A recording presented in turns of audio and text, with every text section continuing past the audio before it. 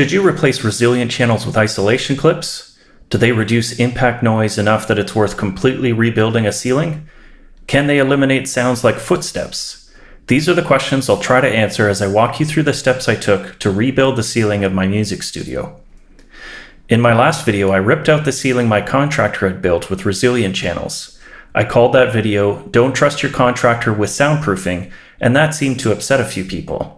So first let me clarify that I was referring to soundproofing specifically. I have used and continue to use many great contractors, including other contractors for my studio build. The challenge I had with my drywall contractor was that even when I explained what to do and they acknowledged my instructions, they still installed things incorrectly. And this was a contractor with experience in soundproofing. Both he and his team had installed resilient channels before, among other soundproofing products, and the contractor had recommendations on products we could use for my studio. A few people commented that they've had similar challenges when hiring contractors for soundproofing, and I'll leave a link to my previous video in the description. This is important to talk about before answering the question, should you replace resilient channels with isolation clips? Because the quality of the installation is just as important as the products themselves. Purchasing resilient channels or ISO clips doesn't guarantee you'll get the results you expect. Let's review how to install resilient channels and isolation clips and how they can help increase the acoustic isolation between rooms. Resilient channels are quite flimsy and bend easily. This is exactly how they're designed to be. A rigid material allows for easy transmission of sound, and that's why sound travels through homes so easily. It's not just passing through the air, some sound waves travel through the structure of the home as well. This is why you might hear your washer and dryer at the opposite corner of the house, or your neighbor stomping down the stairs. The exception to this is concrete, because mass is the #1 way to absorb sound. If you live in a building with concrete floors or walls, you'll hear a lot less sound from your neighbors. So when it comes to installing resilient channels, you need to keep the studs and drywall uncoupled. If you install the drywall with screws that go all the way through to the studs, you've canceled out the benefits of the resilient channels. The resilient channels need to vibrate freely so that some of the sound waves can dissipate. For isolation clips, these are harder to screw up during the installation. The kind I purchased are sometimes referred to as resilient sound isolation clips. They typically have a 1/2 inch thick rubber isolator with 2 metal pieces attached. One piece of metal connects to a furring channel and the other piece connects to a screw. The 2 metal pieces don't touch each other, and this isolates one side from the other. The rubber isolator is more effective than the loose metal design of resilient channels, though you still need to be careful to not over-tighten the screw or you'll compress the rubber so much that it becomes rigid. All of this sounds great, and it's easy to understand logically why rubber would transmit less sound than metal. The question remains though, exactly how much more isolation does it provide? Is it enough to justify the time and money I spent rebuilding the ceiling? Or, in the words of one of my commenters on my last video, have I wasted my time? Let's get into the rebuild and find out. I'll be walking through the entire ceiling rebuild, not just the part about the isolation clips. Details matter, and I want to share an honest representation of my experience to help you be aware of what you might run into if you're building your own music studio. If you prefer to skip ahead to the sound testing, I've left timestamps for easy navigation. To begin the installation, I mark out the spacing of the furring channels, which are recommended to be 24 inches apart. The ceiling is just short of 10 feet wide, so I will need to adjust the spacing slightly. All right, so because of the size of the room, I'm putting the first clip, it's going to be 4 inches in from the wall. And then I've actually decided to do 23 inches to space out each furring channel instead of 24. And then 4 inch from the wall here, which leaves, a smaller gap here. Now, what works out over here is by doing this spacing, I get the first one 4 inches from the wall, another one here, and another one here, which is 6 inches from the wall, and that's the maximum. It has to be 3 to 6 inches from the wall. So that still works within the spacing. And then if we follow the pattern here, 4 inches from the wall, 23 inches, 23 inches, and then the next one lining up there. So I bought 32 Sonus clips. This will actually work out to 31, so I'll have one left over. Okay, so I'm actually getting lucky here. There's actually going to be enough space to put the furring channel in and not be touching any other parts of the structure. So I don't want to touch this. The furring channel, I don't want to touch any of this with the furring channel. So put a clip on and hopefully you'll see, but it just barely fits. It's actually okay if it touches this drywall, because this drywall is attached with DE90 clips. It's just the inside that I don't want touching. But there's actually enough clearance here that it should not touch anything. So this is gonna be really nice to fit that in, and we'll see how it goes. Before I can install these DE90 clips, I do have to run a chalk line so that I mark it perfectly straight for anything that's on the same furring channel. Getting the clips lined up perfectly straight is important to avoid any unnecessary pressure on the furring channels, which could in turn reduce the flexibility of the rubber isolator in the Sonus clips. Now I install the Sonus clips, going slowly to avoid over-compressing the rubber isolator. Okay, so just taking a look at this. The instructions say to put in the screw until it seats into the metal washer there. Now, it's a little bit, unnerving trying to do it. You want to have some flex into it, but not so loose that, there isn't actually any pressure between this rubber piece and the top. So what I've done is push it in and just check it if it's moving easily, but that there is still some friction on it. That's the same thing that I did with these DE90 clips as well.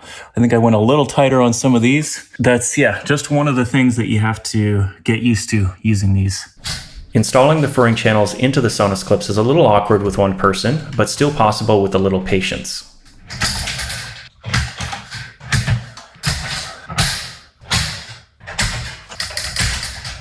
All right, my battery died, so skipped ahead a little bit. Got all the furring channels up, got the first couple sheets of drywall up, and I'll just show you quickly. These furring channels are 12 feet long. And then when you need to extend it further, you have to overlap them by about 6 inches. And then you put these screws in. You want to have this in between clips, not where a clip is happening. So most of it is actually down there under that first sheet of drywall. But it was pretty straightforward to just figure out which end was going to make most sense, and then just cut the extra pieces. So that was pretty straightforward. And now working with the drywall lift, this is a no-brainer because I'm doing this by myself. And some of these sheets are very heavy. It is a little bit awkward doing it your first time, but so far it's working out. I'm taking my time to line up the drywall because I want it to be flush against the other ceiling drywall with a small gap against the wall. As much as possible, I want the drywall to be seamless. I'm only putting in enough screws to hold up the first and second layers during installation. When I get to the third layer, I'll put in a lot more and the screws will go through all 3 layers to the furring channels. These drywall sections with more than a single cut are always tricky.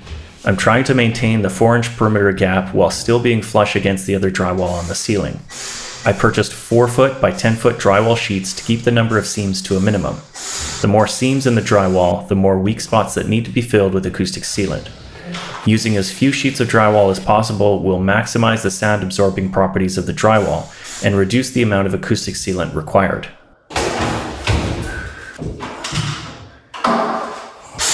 So I made a couple mistakes. You've seen in the video, I cut this piece apart. It certainly made it easier for getting it up, but that doesn't help now because there's nothing behind this. We have a furring channel here and a furring channel here. It's just empty space behind this. I'm gonna have to just leave it at this point because I don't really want to take it apart. But, I'll have plywood as the next layer, so that should hold it a bit tighter. I'm gonna have to really fill this up. That's unfortunate. And some of these gaps are a lot larger than I was hoping. Oh, the other thing I forgot, I didn't cut a hole for the light to come through. My single light fixture is supposed to come through there. I don't remember exactly where it is and I didn't write it down, so I'm not sure what I'm gonna do, but I'll have to cut a hole for it and get the cable through before I put the plywood up.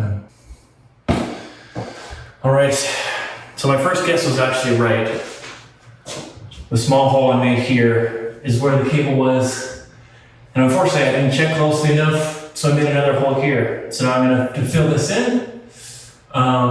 This hole is not too bad. I can fill that with putty pad. I have a few of those left over. This one, I'm gonna have to try to put a piece of plywood in there somehow, some sort of piece of wood, so that I can, attach another piece of drywall to it, and then fill it with caulking. So, a bit annoying, but I'll fix it.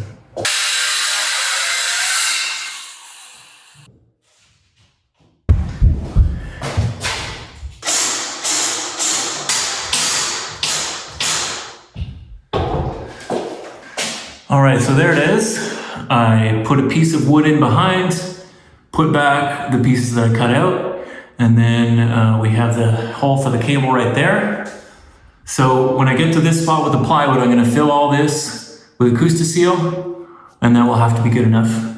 But at least we get to move on. We get to start putting in the first layer of plywood. For the plywood, I'm overlapping the drywall seams by half a sheet. Along the perimeter and each drywall seam, I'm using liberal amounts of Acoustic Seal to seal all the gaps. Acoustic sealant is very important for acoustic isolation because anywhere air can travel, sound can travel.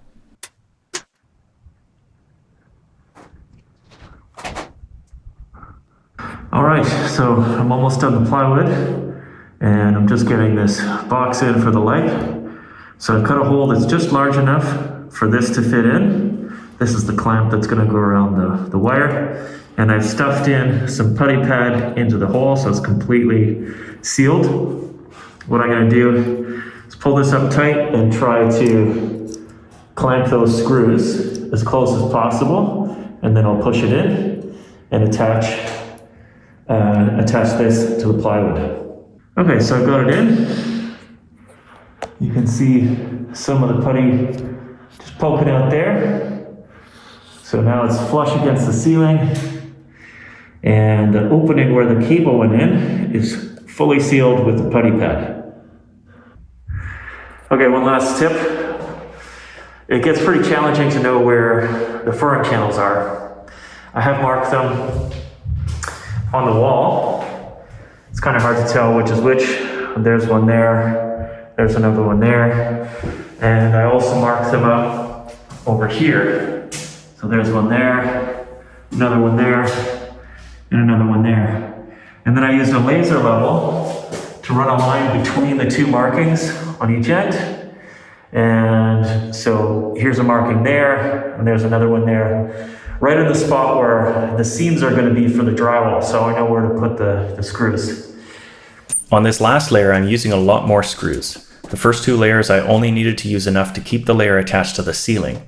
On the last layer, the screws are going through all three layers into the furring channels.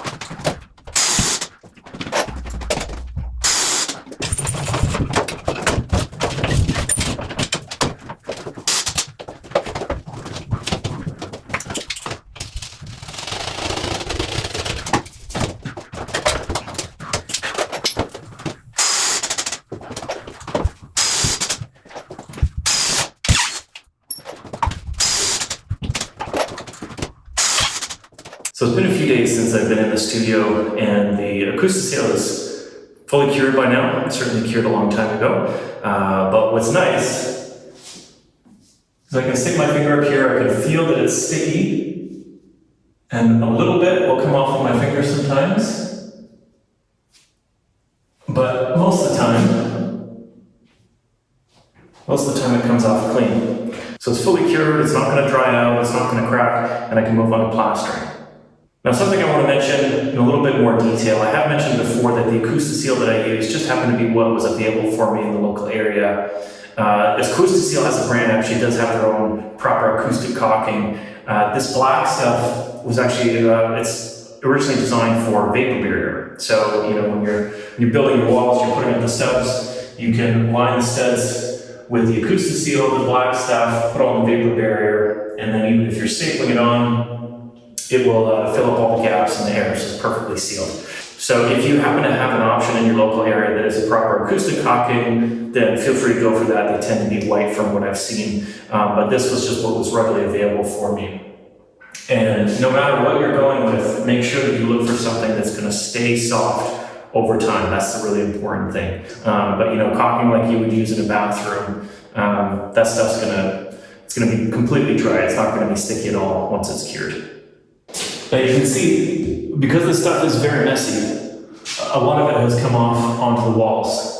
And I was a little bit nervous that it was gonna be a big deal to try to remove that, but it's actually very straightforward. The method in the manual is you use mineral spirits to clean it off, and it's actually very, very straightforward. I used it already on some of the other walls, and just at a quick glance, you can see that it's really not that messy anymore. There's a couple of spots, but I'm not worried about that because that's going to be covered up with the mud and tape. It's really just this section here that I left to show in the video about how easy it is for it to come off. Okay, so here's the mineral spirits that I've got. Really simple. You know, you want to look for actually mineral spirits for this one, not a solvent or a paint thinner. And it doesn't take very much. I got some gloves because it is very stinky. I don't want that on my fingers later on. Now, it doesn't take very much. I don't know if you'll be able to see this in the video, but there's just a little bit that I put on there. And then it starts to come off pretty easily. This is a bit of a thicker section, so it takes a little bit longer. But once that streak comes off, the rest of it will wipe off pretty easily.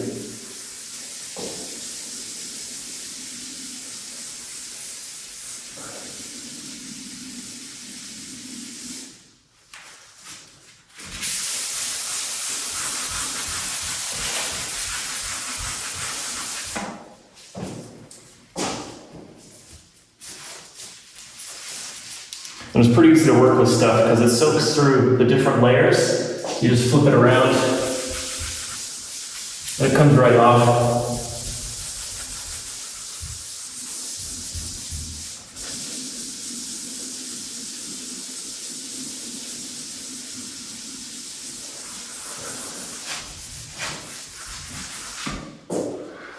All right, so that's pretty good. And I was a little bit worried that it was going to kind of strip the paint or be really harsh, but the section that I did it last night, the other parts of the wall, and there's no damage that I can see. No bubbling, no stripping, nothing like that. And I'm not worried if there's a little tiny bit of the sort of darkness left back by the Acoustic Seal, because I'm going to be repainting anyway, so it's going to be covered up. And I'm quite happy with how this turned out. The room, it's less than 10 feet between that bulkhead and the wall over here. And so I was able to fit the 4 by 10 sheets along here. And now I've just got 1, 2, 3 seams that I got to do across, and then the outside perimeter. And now the moment we've all been waiting for. I ran some tests to compare impact noise before and after the ceiling rebuild. The first test was to run around the room above my studio with my dog and see what it sounded like.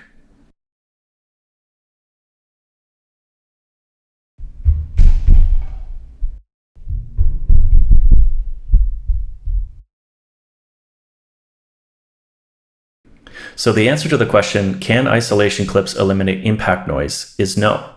It's not possible to completely eliminate all noise. So did I waste my time? Well, I ran a few more tests to find out. The reason you can't completely eliminate impact noise is because soundproofing isn't real in the pure sense of the word. A more accurate term is sound isolation, referring to the amount of acoustic separation between two spaces. I've shown this diagram before, showing that different wall assemblies can attenuate different amounts of sound. The same is true for products like resilient channels and isolation clips. When I did the first test, I made a few mistakes. I did the before and after testing several weeks apart and didn't make accurate notes of all the variables. I had the placement of the microphone measured, but I couldn't remember whether the mic was facing the front wall or the ceiling. I also didn't write down the preamp gain, and with a continuously variable dial, it's almost impossible to get it to the same. Most importantly, I wasn't comparing identical sounds. I just ran around with the dog, assuming it would be good enough. But how hard was I stopping? Did I step in the same places? Proximity to the microphone makes a big difference, so that alone could skew the results. I didn't think about all this until after I had rebuilt the ceiling. So the new tests I ran compared the studio ceiling with isolation clips to the ceiling right outside my studio with standard construction techniques. This will be close enough to the resilient channels due to the number of screws I found bridging the resilient channels to the floor joists. I've linked that video in the description. The microphone I'm using is a contact microphone so that it only captures impact noise. It's a very low quality microphone, but it works good enough for this purpose.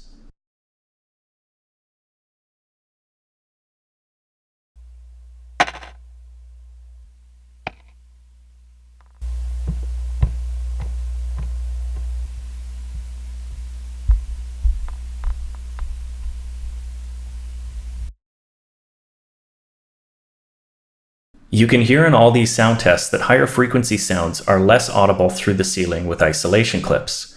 The footsteps in particular show a significant difference, and this best describes the experience I have in my studio today. In my opinion, this was well worth rebuilding the ceiling for. When I had the ceiling built by the contractor, it sounded more like the standard ceiling, with all the higher frequencies retained. The difference between the high frequencies makes such a difference to how isolated the room feels. The extra effort involved in soundproofing correctly is a lot of work, but the work pays off. I now have a studio that leaves me undisturbed by other people in the house and lets me play music at regular volumes without disturbing anyone, even when they're sleeping. I'm going to follow up this video with the final pieces of the construction and then a final sound test for airborne sound and how many decibels of isolation I've achieved. Subscribe to be notified when those come out.